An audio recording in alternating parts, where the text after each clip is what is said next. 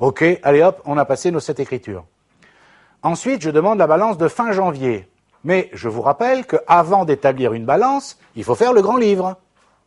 Et à nouveau, on va commencer à pointer. Et là, je vous ai dit, dans le grand livre, on retrouve tous les comptes de l'entreprise, ceux qui existaient en début de période. Attention, soyez attentifs, c'est le plus important ça. Hein. Je répète, dans le grand livre, on retrouve tous les comptes de l'entreprise, ceux qui existaient au début de la période, donc lors de la dernière balance, ceux qui ont été créés pendant la période, donc les comptes qui n'existaient pas dans la dernière balance effectuée. Donc la première chose à faire, c'est de quoi? C'est quoi? C'est d'ouvrir les comptes qui existent déjà et d'indiquer leur report à nouveau. Dans le cas présent, quels étaient les comptes qui existaient déjà le 1er janvier? Est-ce que vous êtes d'accord que c'est forcément les comptes du bilan du 31-12 N-1? Est-ce que vous me suivez? D'accord, vous allez me demander, tout va s'expliquer, en tout cas, je l'espère. Dites-moi, le problème, c'est qu'il faut ouvrir chaque compte. Donc regardez bien la simplicité. Hein. On a le bilan. Qu'est-ce qu'il y a au bilan? Il y a des comptes à l'actif, des comptes au passif. Exemple, je vois à l'actif, construction 800 000, matériel de bureau 300 000, et je vois au passif, par exemple, capital 700 000. Donc, dans le grand livre, il faut que j'ouvre déjà ces comptes-là. D'accord. Des comptes 2, oui, c'est très bien. Le problème, quand j'ouvre le grand livre et que je reprends chaque compte, le problème, quelle est la première chose que je dois faire? Les reports à nouveau. Le compte construction, son report à nouveau, il est comment? Débiteur ou créditeur? Et pourquoi? Il est soit débiteur, soit créditeur. Parce que si vous ne comprenez pas ça, vous ne comprenez rien, hein, on est bien d'accord. Hein. C'est pas le hasard, hein, c'est pas le loto, là. Hein. Le compte construction, ça va où, le compte construction?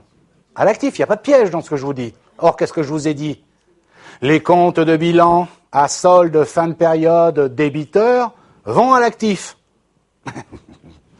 Il vous faut quoi? Des millions d'heures de cours pour comprendre qu'un compte qui est à l'actif, ben, il a un solde fin de période débiteur, donc un report à nouveau débiteur.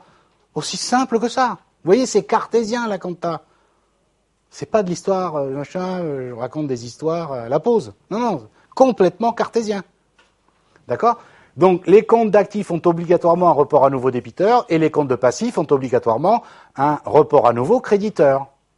Et dans un deuxième temps, on s'occupe des écritures passées en janvier et on complète dans le grand livre les comptes déjà ouverts où on crée ceux qui n'existent pas encore. Est-ce que vous êtes d'accord? Donc, dans le bilan présenté en annexe, il existe 5 comptes. Donc, on commence par les ouvrir en indiquant pour chacun d'eux leur report à nouveau. Donc, ça veut dire, encore une fois, on pointe. On commence par ça. Vous imaginez que si on commence à pas pointer, c'est le why, comme vous dites. D'accord? Ok? C'est l'enfer, on fait n'importe quoi. Ça vous va bien, mais quand même. D'accord? Ok?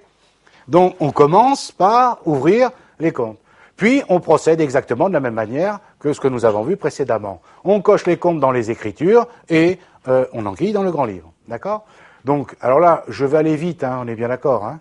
J'ouvre le compte 213, construction, c'est le premier que j'ai à l'actif. D'accord?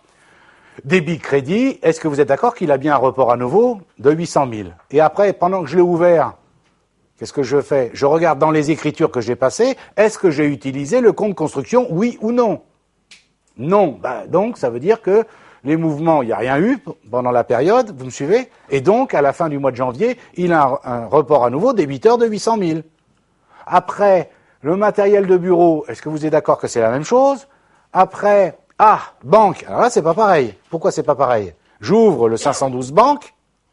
Il avait un report à nouveau, puisqu'il était à l'actif, débiteur de 100 000. Et après, qu'est-ce que je fais? Dans les écritures, je vais pointer à chaque fois que j'ai utilisé le compte 512, si j'ai utilisé le compte 512. Est-ce que c'est clair pour tout le monde? Vous voyez, c'est tout bête, hein, je veux dire, une fois qu'on a compris le principe, c'est long, d'accord? Mais, je veux dire, c'est pas difficile. Mais par contre, il faut bien comprendre le principe. Donc, je pointe, etc. Du coup, il a un report à nouveau débiteur à la fin du mois de janvier, le compte banque de 340 000. Le capital, Alors, je ne vais pas vous les détailler chacun d'entre eux, puisque je vous les ai tous mis parce que je veux que ce soit bien complet, entier, sans faire sauter une étape, mais je ne vais pas m'amuser quand même. Bon. Il y a des grands garçons et des grandes filles, quand même, d'accord? Des fois, on se demande, mais bon, quand même, des grands garçons et des grandes filles. Alors, il y a les comptes, évidemment, de charges et de produits. Regardez bien, eux, ces comptes-là, ils avaient un report à nouveau nul. Est-ce que vous me suivez? D'accord? Très bien. 401 fournisseurs, les ventes, les clients, les charges de personnel, etc., etc.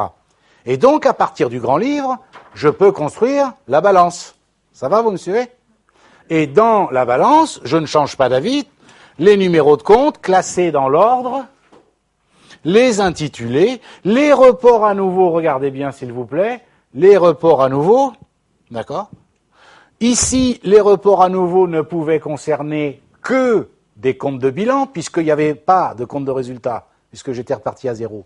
Donc les reports à nouveau, les soldes début de période, 1,2 million, 1,2 million, vous me suivez? Les mouvements de la période que j'ai été chercher dans mon grand livre pour chacun des comptes, 1 710 000, 1 710 000, et solde fin de période, 2 590 000, 2 590 000. Encore une fois, vous voyez que chaque colonne, les deux colonnes 2 par 2 sont égales entre elles, mais les trois parties, le total en bas, c'est pas le même montant pour chacune des trois parties. Il faut que ce soit les deux sommes égales entre elles, 2 par 2. On est d'accord sur le principe? D'accord? Donc, à partir de là, qu'est-ce qu'on a presque fini? À partir des soldes fin de période, on va construire le compte de résultat et le bilan. Je vous rappelle qu'on commence par construire le compte de résultat. Regardez, soyez attentifs s'il vous plaît. Là, avant de commencer, rien qu'en regardant la balance, là, moi, ce que je demande à faire au début, c'est que physiquement, sur la balance, on trace un trait, d'accord, pour séparer les comptes de bilan des comptes de charge. Vous voyez, c'est tout bête, physiquement. Et puis, ici, évidemment, c'est très simple, mais il y aurait 10 000 comptes, c'est pareil. Ici, j'ai mis, il y a 2 comptes de charge, 607, 641, et un compte de produit. Est-ce que tout le monde est d'accord? Et regardez, il suffit de regarder les soldes fin de période. Vous me suivez? Regardez bien. Le compte 607, achat de marchandises, c'est un compte de charge. Il a un solde fin de période, comment ici? Débiteur, vous me suivez? Donc, il ira dans les charges avec le signe plus. Le compte 641, c'est un compte de charge. Il a un solde fin de période ici, débiteur de 200 000. Donc, il ira dans les charges avec le signe plus. Le compte 707, c'est un compte de produit. Il a un solde fin de période créditeur, donc il ira dans les produits avec le signe plus. Est-ce que vous êtes d'accord? OK? Regardez, à partir de là, je vais pouvoir présenter le compte de résultat en appliquant exactement ce que je viens de dire. Et là, vous voyez que ce n'est pas un hasard, que les charges vont pas n'importe où, n'importe comment, n'importe quel signe. D'accord? Vous voyez là la logique, je retrouve bien, à partir de mes soldes de fin de période dont je viens de parler, j'ai appliqué la règle dont je viens de vous parler, et là, immanquablement, je vois que le total des charges est de 700 000 ici, et que le total des produits est de 1 million. Donc, dans ce cas de figure, au titre du mois de, c'est quoi, janvier ou octobre, je ne sais plus, excusez-moi, janvier, je ne sais plus, dans l'entreprise, pendant le mois de janvier, dans cet exemple-là, a dégagé un bénéfice de 300 000 euros. Vous êtes d'accord? Une fois que j'ai fait ça, je peux faire le bilan au 31 janvier. Je reprends mes soldes fin de période de ma balance. Vous me suivez? Les comptes de bilan à solde fin de période débiteur vont à l'actif et les comptes de bilan à solde fin de période créditeur vont au passif. Si vous regardez votre balance, regardez les corneilles, Baillet, regardez la balance. D'accord? OK? Je vois le compte capital, il a un solde fin de période comment dans ma balance? Il n'y a pas de piège. Compte capital. Il faut tourner la page, c'est fatigant. Un solde fin de période créditeur de 700 000. Qu'est-ce que j'ai dit la règle? Un compte de bilan, c'en est un. Il a un solde fin de période créditeur, donc il va au passif. Attendez, ça ne vous étonne pas? Quand je vous avais demandé, vous vous souvenez, d'apprendre comme des brutes ce qu'il y a dans un compte de résultat et dans un bilan, et comme vous avez appris comme des brutes, bien sûr, d'accord? Vous savez déjà que le capital va au passif. Sauf que, à l'époque, Vous ne saviez pas pourquoi. Ça se construisait comme ça. Maintenant, vous voyez la logique. C'est cartésien, c'est pas un hasard. D'accord? Donc, le compte capital, il a un solde fin de période créditeur, donc dans un bilan, il va au passif. Je prends le compte emprunt, ici, c'est un compte de bilan, puisque c'est le compte 16, il a un solde fin de période créditeur, donc il va au passif. Le compte construction, il a un solde fin de période débiteur de 800 000, donc il va à l'actif. Matériel de bureau, c'est un compte de bilan, il a un solde fin de période débiteur de 300 000, donc il va à l'actif. Le compte fournisseur, il a un solde fin de période créditeur, c'est un compte de bilan, à solde fin de période créditeur, donc il va au passif. Qu'est-ce qui nous manque? Les clients, solde fin de période débiteur de 450 000, donc il va à l'actif. Et le compte banque, ici, un solde fin de période débiteur de 340 000, donc il va à l'actif. Est-ce que vous me suivez? Sauf, et ça vous le verrez à vos dépens, vous pourriez dire, ben ça y est, ouf, c'est fini. Pas tout à fait. Qu'est-ce que je vous ai dit, vous vous souvenez? Il y a un compte qui manque là. C'est le résultat de l'exercice. Et je vous ai dit que on construisait d'abord le compte de résultat pour connaître le résultat. Et le résultat, on vient en fait le rajouter, vous voyez, du côté du passif. C'est un bénéfice, il vient en signe plus.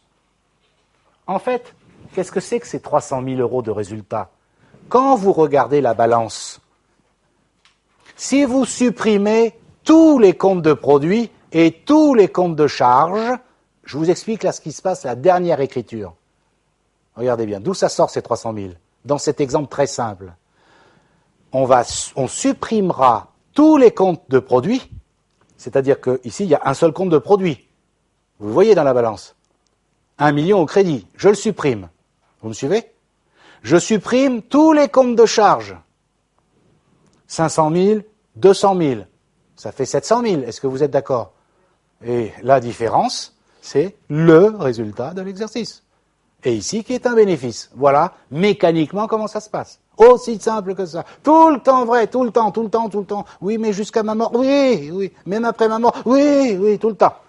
Même les Égyptiens, ça, c'était déjà vrai. D'accord? Ok? Donc voilà, ça c'est vraiment très important, parce qu'après, une fois que, comme je dis toujours, je peux faire autre chose dans la vie après. Si vous avez compris ça, après le reste, c'est de la soupe, c'est de la technique, je vais vous embêter, mais les fondamentaux, ils sont là. D'accord? Ils sont vraiment là. Et tant que vous n'avez pas compris ça, c'est même pas la peine d'espérer avancer. D'accord? Tant que vous n'avez pas compris ça, c'est impossible. Vous ne serez ce que j'appelle que des ânes battés. C'est-à-dire que vous ne ferez à ce moment-là, si vous ne comprenez pas ça, tant que vous n'avez pas compris ça, vous serez des gens qui mécaniquement allaient faire des choses bêtement. Et vous allez passer votre vie à faire des écritures, d'enregistrer des factures d'achat et de vente. Il n'y a rien de déshonorant, mais on peut faire mieux dans la comptabilité. D'accord? Donc mécaniquement, il faut comprendre ça et ça sera toujours vrai et vous verrez, ça vous servira tout le temps, tout le temps, tout le temps. Quand vous aurez un doute sur un truc, vous direz « Ah, je reviens sur les fondamentaux, les choses simples et ça marchera à chaque fois. » On est d'accord ?